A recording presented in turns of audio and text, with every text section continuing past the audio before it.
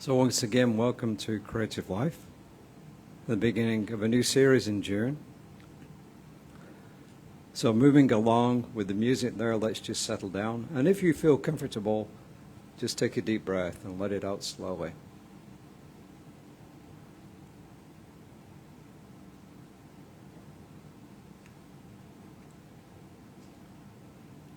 Universal love enfolds me. Universal wisdom inspires me. Universal spirit enlightens me. Universal power encircles me. I am one and all is well. As we begin the inner healing process, let me invite you to relax in quiet confidence, opening yourself to the miracle-working higher power. Now symbolize the unity of your thinking and feeling nature by touching the chest, your chest with your hand. And let my words act as your own for your own inner acceptance and receptivity. I acknowledge that there is a power and intelligence and wisdom greater than my own. I am one with it, and it is one with me, sensitive and responsive to my every thought, word, action, and feeling. I now make this true for myself by saying out loud, I acknowledge. Acknowledging the higher power working through my life, I admit that I am personally responsible for solving my own problems while being guided and assisted by something greater than myself. As I am ready to surrender the conflicts of my ego to the wisdom of this infinite presence, I simply speak these words, I surrender. Knowing that forgiveness is the key to unconditional love and the feeling of heaven, I now unconditionally forgive anyone and everyone who has ever injured me in any way, real or imagined. And I now forgive myself for all of my mistaken judgments and the resulting actions. From my deepest level of understanding, now I say, I forgive. Realizing that I continually experience the effects of my own thinking, I now choose to allow this higher power to recreate me deeply, filling my mind with thoughts that are only constructive, positive, loving, and beautiful. I call upon this divine inflow by stating aloud, I choose. I now center upon that one special idea that I am willing to accept as real for me in this coming week, visualizing the idea as already acted upon and brought to pass. In seeing my idea become a fact of my experience, I enjoy the happiness and peace of my thought fulfilled, and I gratefully speak these words, I accept. Knowing that I have an everlasting place in the midst of the power that sustains all of creation, as well as the support of all those around me, I allow myself to relax in the peace of fulfillment and gratitude and say, I release. Now, in my mind's eye, I envision the presence of someone near and dear to me, someone who may not be physically present in this room anymore, or on this planet, and I turn toward that image in my mind and I say, I'm grateful for the good in your life. I now open my eyes to the world around me and turn joyfully to the persons or persons next to me, or gratefully to those online, and share my gratitude and confidence by saying, I'm grateful for the good in your life.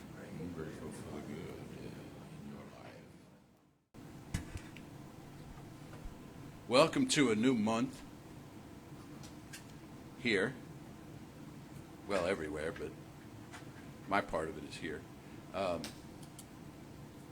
been looking for these. They're not mine, but I've been looking for them. I just pocket. You leave it up here, I pocket it. I have a few things I want to say before we get into the meat of the talk this morning. First of all, it's warm in here. It's warm on a lot of the campus. We've had some issues with the air conditioning, and if you have an extra $5,000 or $10,000 in your pocket, we'd sure like to have it. It's a wonderful tax deduction. No, seriously, any amount you could add to your usual giving would be appreciated right now, because we're coming into the hot part of the year, as you probably noticed, and we need some work done. If you have specific questions about that, I won't get into it now, but you can see me after. Then I was thinking, for those of you who are watching online, I'd like you to take a moment now and like us and follow us on Facebook. It's just a click away, and it helps our stats, helps our algorithms, if you would do that. And those of you who are watching this later on YouTube, if you wouldn't mind subscribing to our channel, that helps too. And it costs you nothing, and you won't have a lot of intrusive ads and stuff, I don't think, from us anyway. So that would be... We don't have ads. Okay, so you won't get any ads from us. I think that's all I had by way of specific, yeah. Oh, yeah, when on Facebook, there's, for the first time we have, it's only taken us a while to get around to this, the physical program that's handed out in the room, that the inside pages of that are now a photo on our Facebook page. So those of you that are watching at a distance can see the order of what we do. It doesn't have, it's pinned at the top, Lisa. It doesn't have the names of the songs and stuff, but it has, so, you know, so you're not lost. I mean, it's not a terribly complicated thing we do here on Sundays, but this will help. Okay, so I bring to you today a guy named Dr. Raymond Charles Barker. I'm going to be talking about his work for the next 4 weeks. At least, possibly 5 weeks. There's 5 weeks in June, and possibly beyond that, because he wrote a lot. He was a legendary teacher of this material, and this year is the 90th anniversary of his ordination. Now, he had an interesting backstory. Both of his parents were Unity ministers in upstate New York, and so that was the path that he wanted to walk. And at the age of 24, he was born in 1911, so in 1935, at Unity Village in Missouri, he was ordained by Charles Fillmore himself as a Unity minister. 5 years later, he went to California, or at some point in the next 5 years, he went to California. And by 1940, having met with Ernest Holmes several times, he decided to switch over to religious science. And that began a long tradition of our poaching each other's ministers between the two groups. Ernest Holmes said, "You're from New York. Why don't you go back to New York and do what in those days they called start a work? Why don't you start a work in New York?" So he did. But he was from upstate, so he went to Rochester, and he started a work. Meanwhile, in the city, there was a metaphysical club led by someone I've never heard of that was meeting at a hotel. And by 1946 or 7, Barker was down in New York living in a different hotel and using one of their meeting spaces for what came to be called the First Church of Religious Science of New York City, and he would spend the next 36 years there doing that. Toward the last third of the time that he was doing that, my Aunt Anita, who was a practitioner here at Creative Life until she passed, I'm giving a lot of numbers here. She was born in 1915, and in 2000 she passed at the age, obviously, of 85. Our Catherman Hall across the way upstairs, which is very hot right now due to the aforementioned air conditioning issue, is named for her. So in respect to her memory, we want to get the, no, I'm just, yeah, I'm playing with you here. So she, living in New York City with me and my mother and my grandmother, that's where I'm from, as you probably know, she was working at the IBM Corporation at 590 Madison Avenue and coming home every day on the Riverside Drive bus, and was looking for, as it happens, some kind of spiritual direction in her life, and prayed about it in the form of prayer that she knew, which was the form of prayer most of us came up with, which was sort of just launch it like a balloon, put it out there and see what happens. And one day, riding home on the bus, she looked up at a car, what they call a car card, an ad up in the, where the wall of the bus met the roof. And it said, What mind can conceive, man can achieve. First Church of Religious Science, New York City, meeting at Alice Tully Hall at the new Lincoln Center, which had recently opened. This is around 1966 this happened. And she started going there with my grandmother, and they studied with Raymond Charles Barker. One of his eccentricities, and he had a lot of them, was that he encouraged people to record his classes on cassette tape.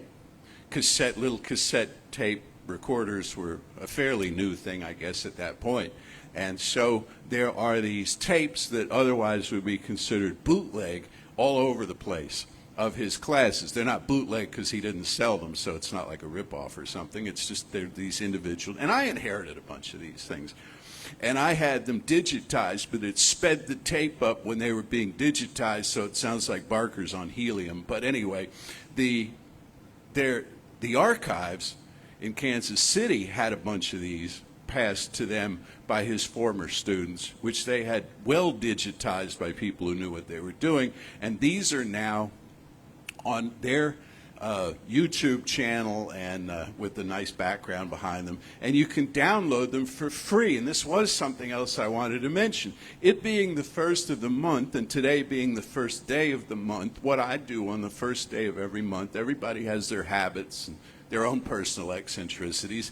I download my 20 free items from the Science of Mind archives. They're not really free, okay, because I pay an annual thing, but you can do this, and it's really cool. And you can, and it doesn't matter the size. You can download whole books, you can download whole videos, or you can download individual copies of Creative Thought or Science of Mind magazine, or anything you want. And you don't have to just do it on the first of the month, but you get 20 a month, and trust me, I've tried to beat the system, and it doesn't work. At 20, it cuts you off, and it says, sorry, come back next month. And I complained about this to the archives people. I said, I think I should get a little lagniappe now and then, but no, that's just how it works. So, this is Raymond Charles Barker. It's also Pride Month, and that's significant in regards to Dr. Raymond Charles Barker. He retired in 1979, moved to the LA area, passed in 1988.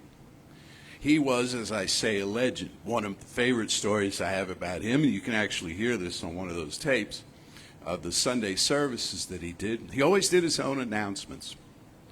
He wanted to deliver the goods about the announcements, and he did his own collection time. And this guy was fierce. I mean, he was direct, and he'd get up and he'd say, "Are you a tither or a tipper?" Isn't that great?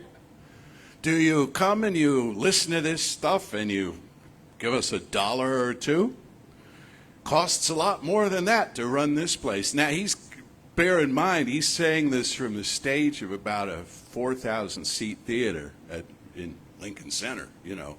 And, yeah, they had some help with it. They had some deep pockets amongst the congregation, but still in all.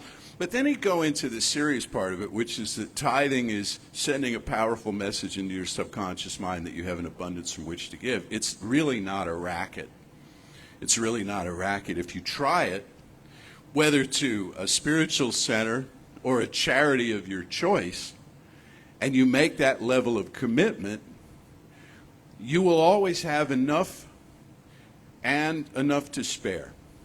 It's funny how that works, and you can try that. So I like that, the directness of his message.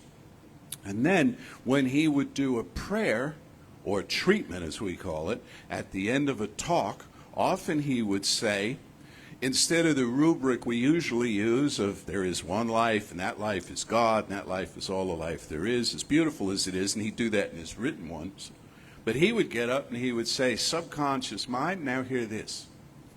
Subconscious mind, now hear this. And he would issue instructions into the subconscious mind, his own and that of his listeners, to affirm the good, to expand the good, to increase joy and happiness and well-being, as though there were nothing to oppose this. And that's the key to his work. It's the key to our work. As I got into with you last week, the only duality is what we introduce. We say, well, there's prayer life and then there's real life. There's Sunday life and there's Monday through Saturday. And when we introduce that level of duality, we get to experience that duality as though it were true, which is part of the maddening yet precise operation of the subconscious mind, that it takes what we give it and it doesn't argue with it. It doesn't say, wait, this is illogical, what you've just handed off to me. The subconscious mind doesn't come back and say to you, look, the other day you were telling me, conscious mind, you were telling me that everybody and everything is all one, and the universe is one whole system. And now you come to me with this resentment. Now you come to me with this regret, as though this were outside the pale. This does not compute. This is not logical, doesn't add up. The subconscious mind will not do that. Our logical function, if we employ it, will do that. We'll look and see that there's an inconsistency in what we're speaking in prayer and what we're speaking to each other. But the subconscious mind itself, which is the creative engine that takes all this stuff and runs with it, it will not object. It won't say this doesn't. It'll just shift gears. Just kind of like, your car. I mean, you don't want to do this to your transmission, but your car, now they probably have them. I haven't tried it. So the newer cars probably have a function where you can't just slam the thing into reverse going down the highway. But it used to be you could. And I mean, it would tear up your engine and probably turn the car over, and it would not be a good experience any way around. But the car is going to say, hey, I go where you tell me. And the electric outlets still do that, and so much of the stuff around us still does that. Alexa, if you say anything approximating the name Alexa, Alexa will wake up. You know what I'm talking about? And Alexa will say, I'm sorry, I didn't get that. And you'll be like, and then you start apologizing to, have you noticed that? I'm sorry, Alexa, I didn't mean to bother you. Wait a minute, I'm talking to an algorithm. Right? But it responds by corresponding. It thinks you want something, and it's listening. And the subconscious mind is listening. It's always listening to us. Now, we can have humor. We can have silliness. All we want. Especially when we balance the serious part of what we do with deep intention. That this is what I know. And we make it a serious thing, not a somber thing. Not even really necessarily a solemn thing, but a serious thing about our prayer work. And I'll tell you something. This is a teaching that takes prayer very, very seriously. And I've told you long stories about this before, about groups and consultants and whatnot that have been brought in here at Creative Life and elsewhere, where they look at it. They didn't know who we were, and they look at what we do, and they hang around for a while, and they'll say, you people, really, you are a praying people. You're a praying people at what you do. You, at the drop of a hat, or before the hat drops, or even if there is no hat, you're praying. You're praying about something, and you're praying in a certain way where you're actually expecting an outcome. You're expecting something to happen as a result of this. It's not like, oh, God, if it's your will, which it probably isn't, would you deliver this by next Thursday? But I'm making other plans just in case you don't, or you don't get the message, or an angel intercepts it, or whatever. Instead, it's like, subconscious mind, now hear this. There is nothing to oppose this. There is nothing to oppose this. So this is a point that he revisits constantly. In the book, that, by the way, that we're working out of, is called The Science of Successful Living. We have a small stack of these across the way, and they have a nice new blue cover on it. You can tell it's kind of an old-fashioned look. The Science of Successful Living. What is the science of successful living? Well, today we're going to talk a little bit, just a little bit more, about how to define success. What is success? Many people, he points out, think success is money. Think success is financial gain, a productive career, status, power, so on. So these are nice things if you enjoy these things, if you don't misuse them. They can be fun and happy and so on. But he says success is organic, and success includes every area of your life. You cannot, this is me, not him, saying this next part. You cannot compartmentalize consciousness. I read lots and lots of New Thought, self-help material. Always have. I have you have no idea how much of this stuff I have and have access to, and now the digital world filled with it. And I read through this, and when I read somebody saying, well, now you need to work on your prosperity consciousness, I move on. I move on. Let's see what somebody else has to say about that. Because I don't have a prosperity consciousness. I have a consciousness. I have a consciousness, and it includes love and happiness and health and well-being and music and congas and these guys and you and everything on the planet. And it's all inclusive and it's all organic. And one aspect of that, not the most important aspect of that, not the most determining aspect of that, but one aspect of that is I have bills to pay. And I have a stream of income that I manage, just like you do too. And I try to make smart decisions with the stream of income. Try to make wise choices and stuff about what to buy, what not to buy, how to manage it, where to put it, and all that sort of thing, okay? But that doesn't occupy most of my time. Now, if I had a large corporation that I ran or something like that, I'd have to pay more attention to the bottom line than I do. And that's all right, too.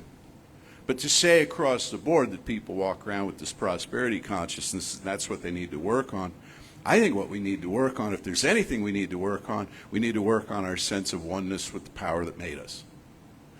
And along with that, to know ourselves more completely. When you know yourself, you know your motives, your intentions, your ambitions, why you're doing what you're doing. I come back to this point, as some of you know, relentlessly. I want to know who I am. I want to know what makes me tick. If you hand me a neutral situation and I interpret it in a certain way, I want to know why I'm doing that. Where did I educate myself to do that, to handle that way? Psychology calls this broadly our explanatory style. It means that facing incoming information, we tend to have an optimistic or a pessimistic manner of interpreting it. So like, for example, I'm standing here talking to you. The door opens at the back. You don't need to turn around. It isn't. But it's fun to do, though, isn't it? What? The door opens at the back. Somebody walks in. What's my first reaction? Here comes trouble. Right? My first reaction is, here comes a potential new friend. Which would you rather have? How would you rather look at that situation? And if the instinctive reaction is, here comes trouble, I have trauma, don't I? Because trouble has walked through my doors before. I want to look at that. And I want to know what I can do about that. And I want to comfort and ultimately heal that part of myself that interprets incoming reality in a defensive posture. Going back to the subconscious mind notices what posture we strike. And it tends to adapt to it. It doesn't mean it necessarily just sends you trouble, but it sends you the feeling of the anticipation of trouble, which existentially is pretty much the same thing. Think about it. The experience of anxiety or the experience of conflict are so united in how they make us feel, even metabolically, how the heart races, how the temples pulse and the veins constrict and the palms sweat and all the rest of this stuff. You can sit there and think about an alternative reality that you do not wish to experience and have your body register it as though it were being experienced by you. This is something you want to notice. And then you know what to work on. Then you know what to heal. Now, the theological point behind this is that there is no theological point behind this. In other words, you're not doing this because you were teed up for trouble. You're not doing this because God doesn't love you and that's why things have worked out the way they have. There's no theology to it beyond the fact that all is one. And what is known at one point is known at every point. We try to make it about what they used to call the big guy, we try to make it about God and God's plan and God's will, and that's that's the subtext for this month, is that there is no will of God, which shocks the daylights out of some people to hear. God has no plan. If God had a plan, you'd have no choice, right? You'd be living it. You'd be marching in lockstep toward whatever it is. No. There's a patterning intelligence which says whatever you decide about yourself, you get to meet on the road. You get to meet it on the highway. You encounter other people who are similar to you in their outlook, or people who are dissimilar from you to the degree that you can learn from them. So like not everybody all has the same opinion, so you learn. People are different. You learn from different kinds of people how to be more comfortable with yourself. What a wonderful way to live. And that's the patterning intelligence. And if you decide you want no part of that, and that other people are strange and weird, and you want to hole up from them, then you get to do that, and you get to learn about yourself in some degree of isolation. But it's not particularly good mental health to do that. You want to be around other people, interact with them. They can be a safe place for you. But the whole thing is set up by Spirit to mirror its own natural self, which is, it's everywhere. It's not only in people, by the way. It's in dogs and cats and canary birds. It's also in inanimate objects. It's in every little atom. It's in every little molecule. Spirit is there. Is everything sentient? That's a talk for another time. No, it isn't. Not in the way that we think it is. The camera doesn't, like we said, your car isn't going to throw a fit at how you drive it. The camera's not going to decide it doesn't want to record anymore, although this one has from time to time, but that's another story. So stuff doesn't have what we'll call agency the way people do. And what I notice, I know there are dog and cat and canary bird therapists, and with all due respect to them, and I know it's a serious thing, but what I've noticed, the only species that I've ever found to be neurotic is us. That questions itself so completely, looks at itself, doubts itself, am I good enough? Will people like me? The tree doesn't care about that. The bird, the cat, these things, cats particularly, cats are noted for this. Cats don't care about anything, really, except the can opener, So there's never been an issue with the power. Everything we work on is down here at ground zero.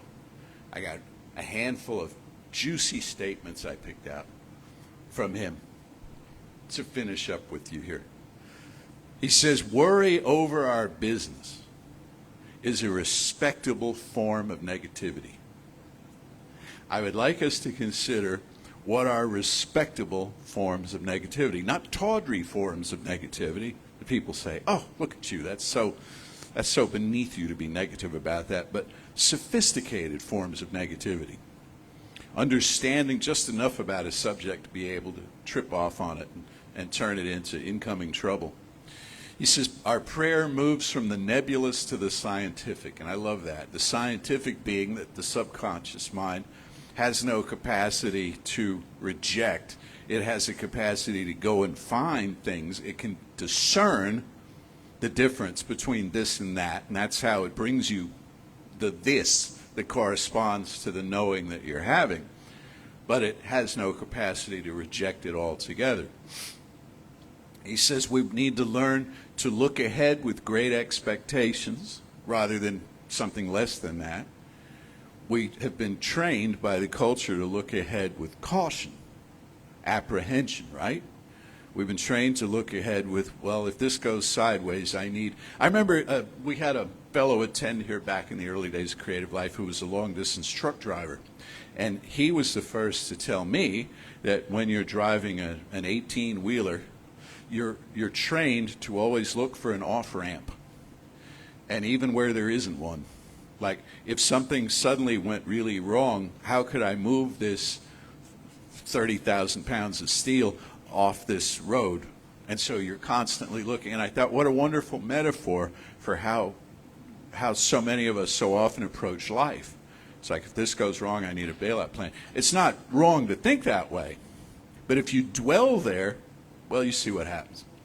He says you evolve gradually, but you evolve. This is an important point. We'll come back to it next week. But people are like, how about now? How about now? Are we there yet? Are we there yet? Are we there yet? Do I know? Is my process finished? Have I finally arrived? You don't arrive in this teaching. It's part of what makes it kind of daunting to people. In some schools of thought, you get saved and you've arrived, and you got your ticket to heaven and you're good to go. In this teaching, you're constantly learning more about yourself. And even when you think you've learned it all, there's more to learn, because here comes incoming experience, here comes new people, here come new things, and you get to learn and grow, and you're evolving, and you adapt, and you incorporate what you've learned, and so on. And this happens slowly. It happens gradually. As you rule, every now and then you get your lights turned on kind of all of a sudden, but for the most part it happens in a gradual way.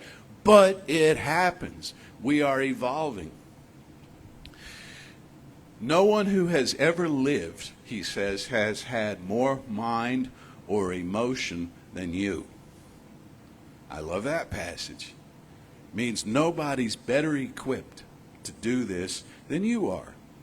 And we'll say, but the geniuses of the ages and the ones who did this and that and the other. And there's a story I read this week about a young fellow, his mother is going around speaking different places. She says every mother wants to think that her child is a saint. You may have seen this story.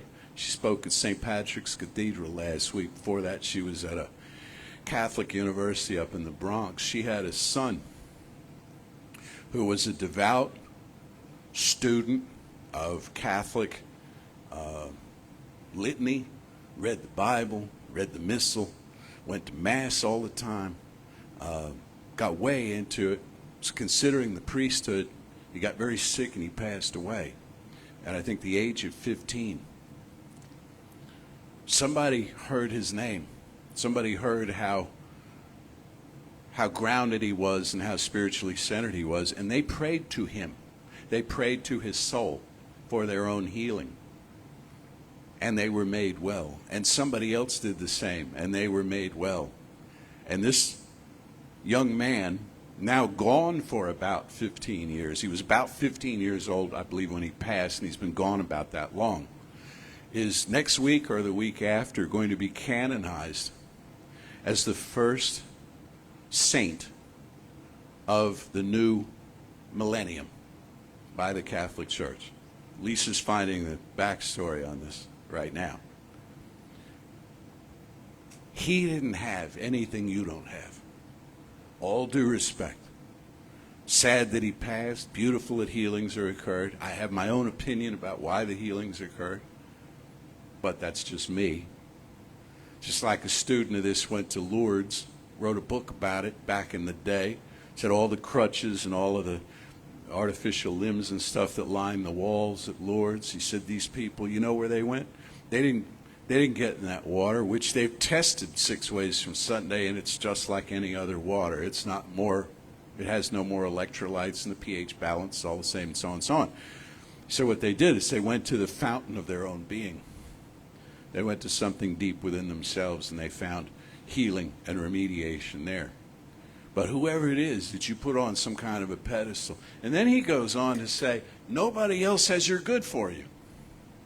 Nobody else, living or not, has your good for you. We revere our ancestors. We look to the great sages and teachers of all time. I personally have enormous reverence for Jesus the Christ. And he can't live my life for me. His own life was full enough here. And I also think that when he left, I'm getting off track here just for fun, I also think that when he left, he kept living. He wasn't like he didn't just turn back around toward earth and feel sorry for all the rest of us and send us good wishes. I think he got on with whatever it was that was on his path to do. So we're all equipped for this. And I finally think that you know that. And you've known that all along. And you've been looking for a place where that conversation occurs. That you are that. That you are that. If you just come into full possession of your spiritual faculties, use them the best you can. Quality of your life will improve. Quality of your life will. I was asked the other day, can prayer heal anything? I believe that it can. But what I've always seen it heal, is some suffering in the moment.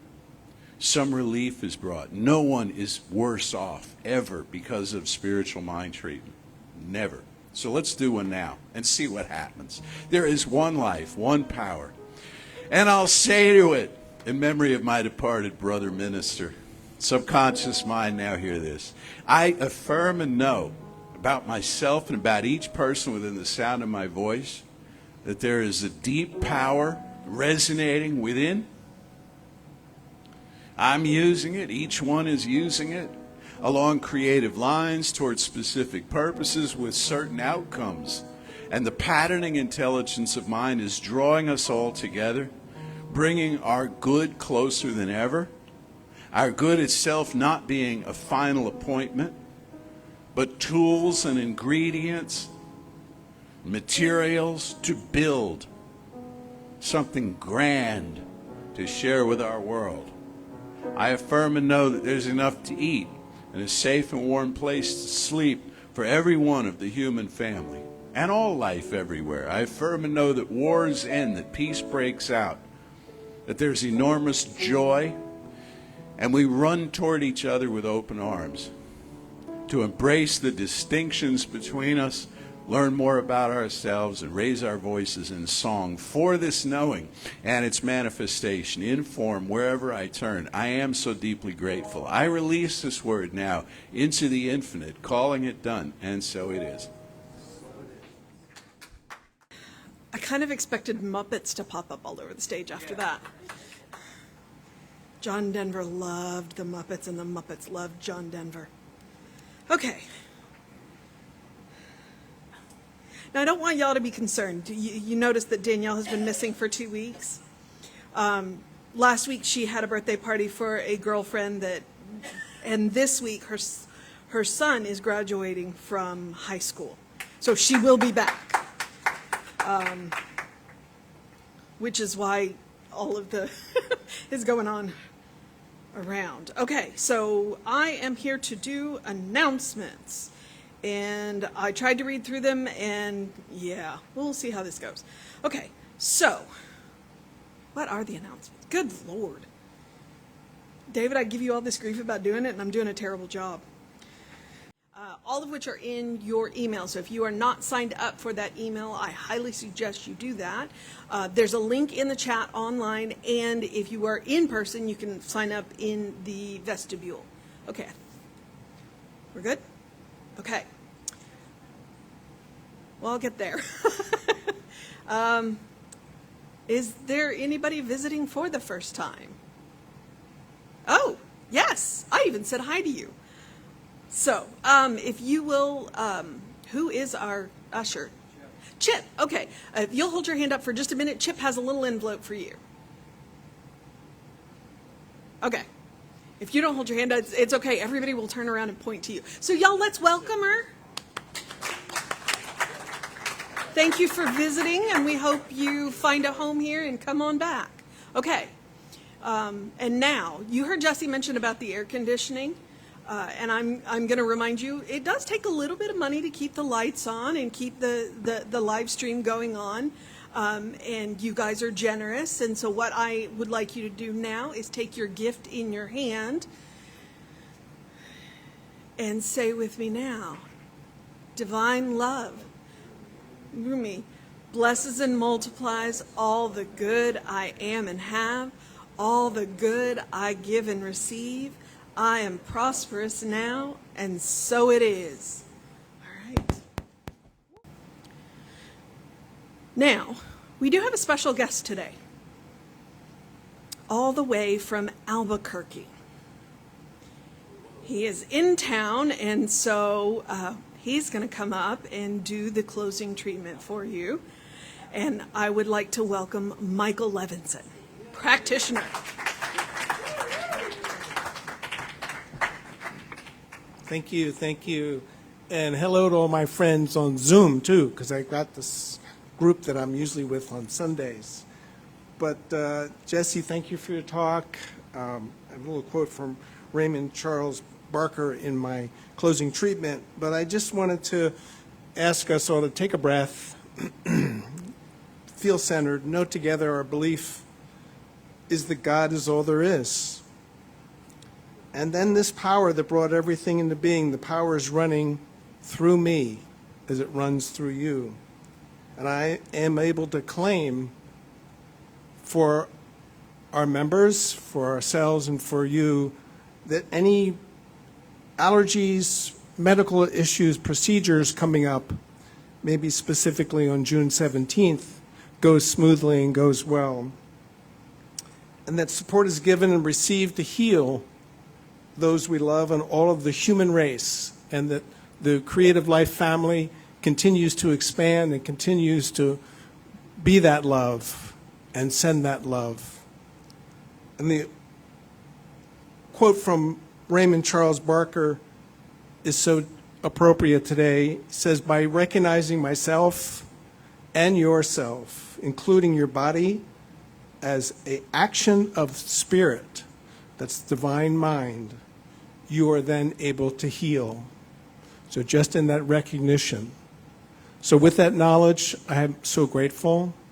I'm so thankful, and I just release my word into the universal law, knowing it's done and true, and saying, so it is.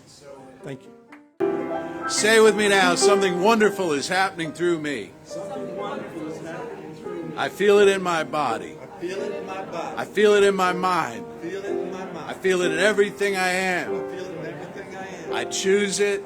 I trust it. I use it. And I love it. And so it is. All right. Woo!